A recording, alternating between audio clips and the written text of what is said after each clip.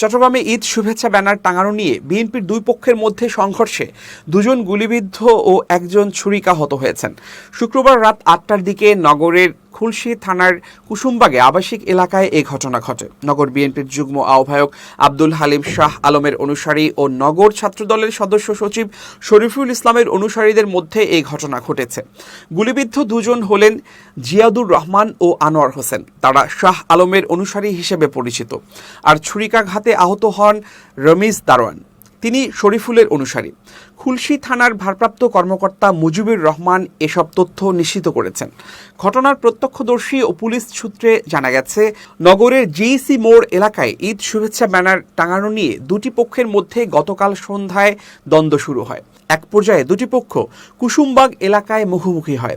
সেখানে উভয় পক্ষের গোলাগুলিতে গুলিবিদ্ধ হন দুজন, আরেকজনকে ছুরিকাঘাত করা হয়। ওসি মুজিবুর রহমান বলেন, ঈদ শুভেচ্ছা ব্যানার টাঙানো নিয়ে দুটি পক্ষের মধ্যে গোলাগুলিতে দুজন গুলিবিদ্ধ ও একজন ছুরিকাহত হয়েছেন।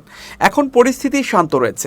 ঘটনায় জড়িত ব্যক্তিদের শনাক্ত করে আইনগত ব্যবস্থা নিচ্ছে পুলিশ।